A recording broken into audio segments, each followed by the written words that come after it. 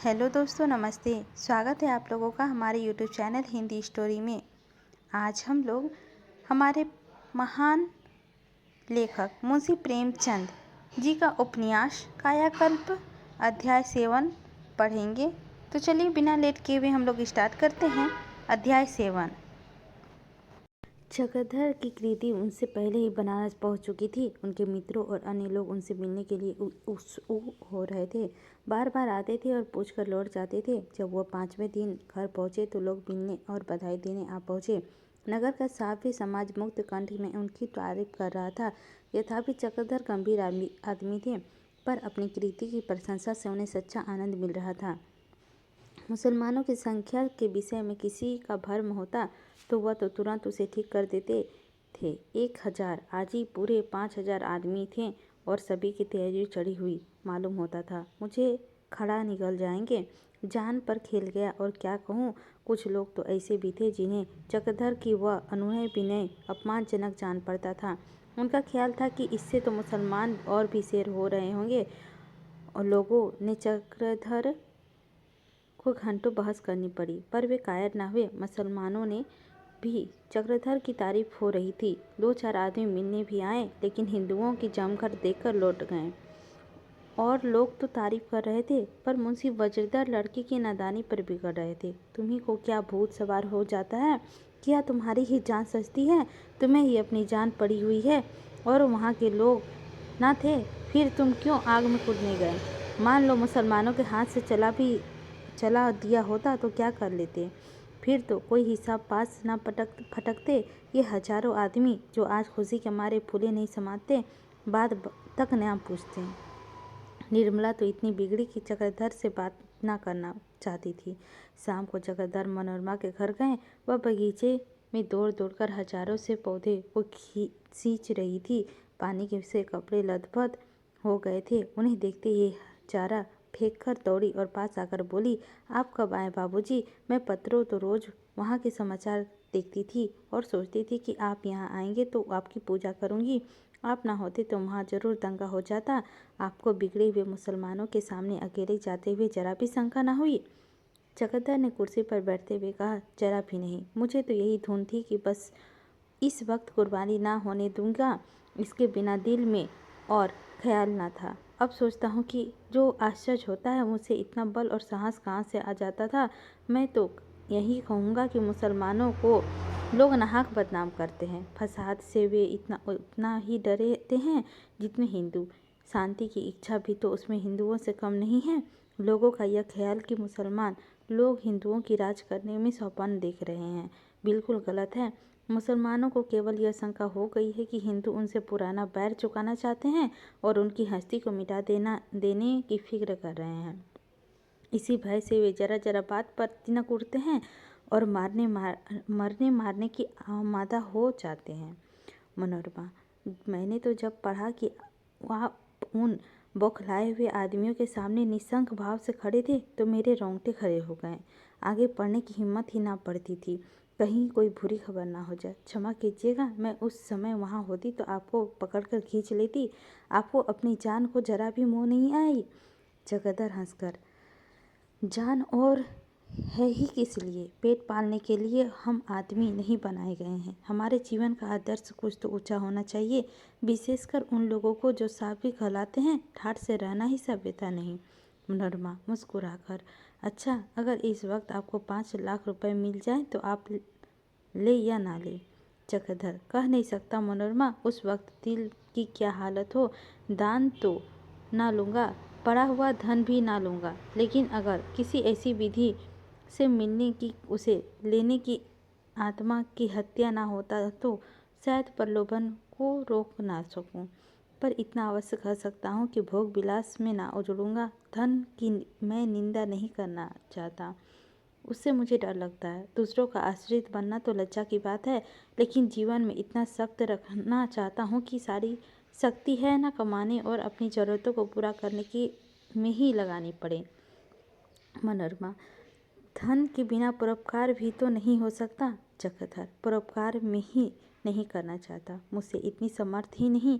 यह तो वे लोग कर सकते हैं जिन पर ईश्वर की कृपा दृष्टि हो। मैं परोपकार के लिए अपने जीवन को सरल नहीं बनाना चाहता, बल्कि उसके उपकार के लिए, अपनी आत्मा के सुधार के लिए। मुझे अपने ऊपर इतने भरोसा नहीं है कि धन पाकर भी भोग में ना पड़ सकूं। इसीलिए मैं उनसे दूर ही रहता हूँ। मनोरमा: अच्छा, अब यह तो बताइए कि उसने बधू जी के बारे में बातें की? मुस्कुराकर: मैं जानती हूँ आपने कोई बातचीत ना की होगी, चुपचाप लजाए बैठे रहे होंगे। उसी तरह वह भी आपके सामने आके खड़ी हो गई होगी, खड़ी खड़ी चली गई होगी। चक्रधर शर्म से सिर झुकाकर बोले: हाँ मनोरमा, हुआ तो ऐसा ही। मेरी समझ में ना आता था कि क्या कहूँ। उनसे 2 बार कुछ बोलने की साहस भी किया। मनोरमा: आपको देखकर खुश तो हुई होगी। चक्रधर शर्माकर: किसी के मन की हाल मैं क्या जानूं। मनोरमा: मैं अत्यंत सरल भाव से कहाँ सब मालूम हो जाता है। आप मुझसे बता नहीं रहे, कम से कम उसकी इच्छा तो मालूम हो ही गई होगी।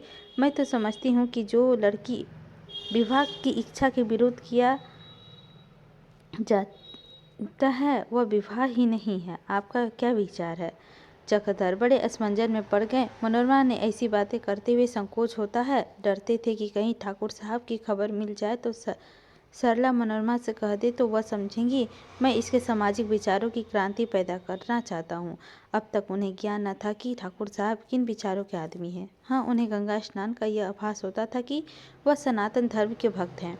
सिर झुकाकर बोले मनोरमा: हमारे यहाँ विवाह के आधार प्रेम और इच्छा की नहीं बल्कि धर्म और कर्तव्य पर रखा जाता है।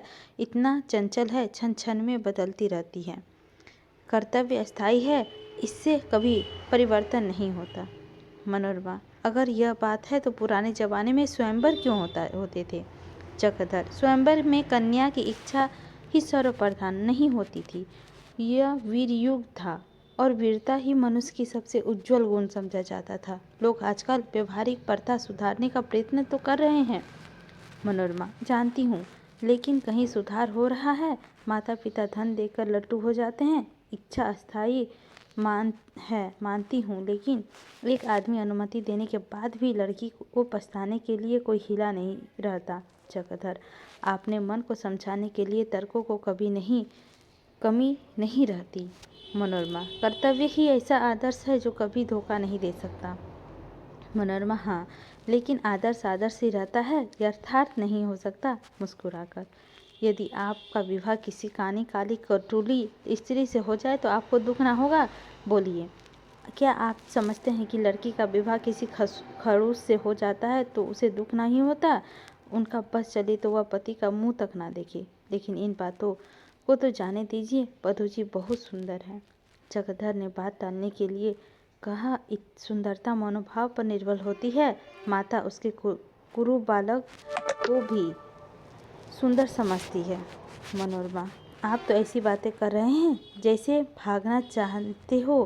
क्या माता किसी सुंदर बालक को देखकर यह नहीं सोचती कि मेरा भी बालक ऐसा ही होता? चक्रधर ने लज्जित होकर कहा, मेरा आश्रय यह न था। मैं यह ही कहना चाहता था कि सुंदरता के विषय में सबकी राय एक जैसी नहीं हो सकती। मनोरमा: आप फिर भागने लगे। मैं भी आपसे यही प्रश्न करती हूँ तो आप साफ मतलब यह है कि आप उन्हें सुंदर समझते हैं या नहीं? चक्रधर लज्जा से सिर झुकाकर बोले, ऐसी भूरी तो नहीं है मनोरमा, तब तो आप उन्हें खूब प्यार करेंगे। चक्रधर: प्रेम केवल रूप का भक्त नहीं होता। सहसा घर के अंदर किसी का कर्ष शब्द कान में आए, फिर लौंगी और रोना सुनाई दिया। चक्रधर ने पूछा, यह लौंगी रो रही है? मनोरमा: जी हाँ, आपकी तो भाई साहब से भेंट हुई होगी। गुरु सेवक सिंह नाम है, कई महीनों से देहात में जमींदारी का काम करते हैं। तो सगे भाई हैं और पढ़े लिखे भी खूब हैं, लेकिन भल मानसी छू भी नहीं गई। सब जानते हैं लोगी अम्मा से झूठ-मूठ तकरार करते हैं, न जाने उसे इन्हें क्या आवाज़ आता है। इतने में गुरु सेवक सिंह लाल लाल आंखें किए निकल आए और मनोरमा से बोले, बाबूजी कहाँ गए हैं? तुम्हें मालूम है कब तक आएंगे? मैं आज फैसला कर ही लेना चाहती हूँ। गुरु सेवक सिंह की उम्र 25 वर्ष से अधिक न थी। लंबे छठहरे एवं रूपवान थे। आंखों पर ऐनक थी, मुंह में पान की बीड़ा, देह पर तंजेब का कुर्ता, मांग निकली हुई, बहुत शौकीन आदमी थे। चक्रधर को बैठे देखकर कुछ छिटके और अंदर लौटना चाहते थे कि लौंगी रोती हुई आकर चक्रधर के पास खड़ी हो गई। बोली, बाबूजी, इन्हें समझाइए कि अब मैं बुढ़ापे में कहाँ जाऊँ। इतनी उम्र में इस घर में कटी, अब किसके द्वार पर जाऊँ जहाँ इनको नौकर चाकरों के लिए खाने को रोटियाँ हैं। क्या मैं वहाँ मेरे लिए एक टुकड़ा भी नहीं? बाबूजी, सच कहती हूँ, मैं इन्हें अपना दूध पिलाकर पाला है। मालकिन का दूध ना होता था और अब यह मुझे घर से निकालने पर तुले हुए हैं। गुरु सेवक की इच्छा तो ना थी कि चक्रधर की इस कला का संबंध में कुछ कहे, लेकिन जब लौंगी ने उन्हें पंच बनाने का संकोच ना किया तो वह खुल पड़े। बोले, महाशय, इनसे यह पूछे कि अब यह बुढ़िया हुई, इसके मरने के दिन आए, क्यों नहीं इसके तीर्थ स्नान में जाकर इन्हें कुलोसी जीवन बचे हुए दिन काट दी। मैंने दादाजी से कहा था कि मुझे इसे वृंदावन पहुंचा दीजिए और वह तैयार भी हो गए थे, पर इसने सैकड़ों बहाने किए और वहाँ ना गई। आपसे तो अब कोई पर्दा नहीं है, इसके कारण मैंने यहाँ रहना छोड़ दिया। इसके साथ इस घर में रहते हुए मुझे लज्जा आती है। इसे इसकी जरा भी परवाह नहीं है कि लोग सुनते होंगे तो दिल में क्या कहते होंगे। हमें कहीं मुंह दिखाने की जगह नहीं रही। मनोरमा अब सियानी हुई, उसका विवाह करना है या नहीं। इसके घर में रहते हुए हम किस भले आदमी के द्वार में जा सकते हैं, मगर इसे इन बातों का बिल्कुल चिंता नहीं। बस मरते दम तक घर की स्वामिनी बनी रहना चाहती है। दादाजी भी साटिया गए हैं, उन्हें मान की जरा भी फिक्र नहीं। इससे उन पर जो क्या मोहिनी डाल दी है कि उसके पीछे मुझसे लड़ने पर तैयार रहते हैं। आज मैं निश्चय करके आया हूँ कि इसे घर के बाहर निकाल कर ही छोड़ूंगा, या तो किसी दूसरे मकान पे रहने या किसी तीर्थ स्थान पे प्रस्थान करें। लौंगी, तो बच्चा सुनो, जब तक मालिक जीता है लौंगी इसी घर में रहेगी और इसी तरह रहेगी। जब तक वह ना रहेगा तो जो कुछ सिर पर पड़ेगी झेल लूँगी। जो तुम चाहो कि लौंगी गली गली ठोकरे खाए तो यह ना होगा। मैं लौंगी नहीं हूँ कि इस घर के बाहर जाकर रहूँ। तुम्हें यह कहते लज्जा नहीं आती? 4 भंवरे फिर जाने की विवाह नहीं हो जाता। मैंने अपने मालिक में जितनी सेवा की है और करने की तैयार हूँ, उन्हें कौन बिहाता करेगी। लाए हो तो बहू कभी उठकर 1 लोटिया पानी भी देती है, खाई है कभी उनकी बनाई हुई चीज़। नाम का कोई बिहाता होता है, सेवा और प्रेम से होता है। गुरु सेवक सिंह, यह तो मैं जानता हूँ, मुझे बातें बहुत करनी आती है, पर आपने मुँह से जो चाहे बने। मैं तो लौंडी ही समझता हूँ। लौंगी, तुम्हारे समझने से क्या होता है। अभी मेरा मालिक जीता है, भगवान उसे अमर करे। जब तक जीती हूँ इसी तरह रहूँगी, चाहे तुम्हें अच्छा लगे या बुरा। उस जिसने जवानी में बाह पकड़ी अब क्या छोड़ देगा, भगवान को कौन मुँह दिखाएगा। यह कहती हुई लौंगी घर से बाहर चली गई। मनोरमा चुपचाप सिर झुकाए दोनों की बातें सुन रही थी। उसे लौंगी से सच्चा प्रेम था। मृत सने का जो कुछ सुख उसे मिला था लौंगी से ही मिला था। उसकी माता तो उसे गोद में ही छोड़कर परलोक सिधारी थी। उस एहसास को वह कभी ना भूल सकती थी। अब भी लौंगी उस पर प्राण देती थी, इसीलिए गुरु सेवक सिंह का यह निर्दयता उसे बहुत बुरी मालूम होती थी। लौंगी के जाते ही गुरुदेव सिंह बड़े शांत भाव से कुर्सी पर बैठ गए और चक्रधर से बोले, महाशय, आपसे मिलने की इच्छा हो रही थी और इस समय मेरे यहाँ आने के कारण यह भी था। आपने आगरे में की समस्या जिस बुद्धिमानी से हल की है उसकी इतनी प्रशंसा की जाए कम है। चक्रधर, वह तो मेरा कर्तव्य ही था गुरु सेवक, इसीलिए तो मैं अपने कर्तव्य का आदर्श बहुत ऊंचा है। 100 में निभियाने आदमी तो ऐसे अवसर पे लड़ जाना ही अपना कर्तव्य समझते हैं। मुश्किल में एक आदमी ऐसा निकलता है जो धैर्य से काम ले। शांति के लिए आत्मसमर्पण करने वाला तो 2 लाख में एक होता है। आप विलक्षण धैर्य और साहस के ही मनुष्य हैं। मैंने तो आपके इलाके में कुछ लड़कों का खेल सा कर रखा है। वहाँ पठानों में कई बड़े बड़े गांव हैं, उन्हें से मिले हुए ठाकुरों के कई गांव हैं। पहले पठानों और ठाकुरों में इतना मेल था कि शादी, गर्मी, तीज त्योहार और एक दूसरे के शरीक होते थे। लेकिन अब तो यह हाल है कि कोई त्यौहार ऐसा नहीं होता जिसमें खून खच्चर या मारपीट ना हो। आप अगर 1-2 दिन के लिए वहाँ चले तो आपस में बहुत ही सफाई हो जाए। मुसलमानों ने अपने पत्रों में भी क्या जिक्र देखा है और शौक़ से आपका स्वागत करेंगे। आपके उपदेश को बहुत कुछ असर पड़ सकता है। चक्रधर बातें में असर डालना तो ईश्वर की इच्छा के अधीन है। हाँ, मैं आपके साथ चलने को तैयार हूँ। मुझसे जो सेवा हो सकेगी वह उठा ना कर रखूँगा। कब चलने का इरादा है? गुरु सेवक, चलना तो इसी गाड़ी से, लेकिन मैं इस कुटीला को अब की निकल गए बगैर नहीं जाना चाहता। दादाजी ने रोक टोक की तो मनोरमा को लेकर जाऊंगा और फिर इस घर में कदम ना रखूंगा। सोचिए तो कितनी बड़ी बदनामी है। चक्रधर बड़े संकट में पड़ गए। विरोध की कुटिलता की मिटाने के लिए मुस्कुराते हुए बोले, मेरे और आपके सामाजिक विचारों में बड़ा अंतर है। मैं बिल्कुल भ्रष्ट हो गया हूँ। गुरु सेवक, क्या आप लौंगी को यहाँ रखना अनुचित नहीं समझते? चक्रधर जी नहीं, खानदान की बदनामी अवश्य है, लेकिन मैं बदनामी का भय से अन्याय करने की सलाह नहीं दे सकता। क्षमा कीजिएगा, मैं बड़ी निर्भीकता और अपना मत प्रकट कर रहा हूँ। गुरु सेवक, नहीं नहीं, मैं बुरा नहीं मान रहा हूँ। मुस्कुराकर, इतना उद्दंड नहीं हूँ कि मैं मित्र की सच्ची राय ना सुन सकूँ। अगर आप मुझे समझा दें तो उसका यहाँ रहना उचित है तो मैं आपका बहुत अनुग्रहित होऊंगा। मैं खुद नहीं चाहता कि मेरे हाथों किसी को अकारण कष्ट पहुँचे।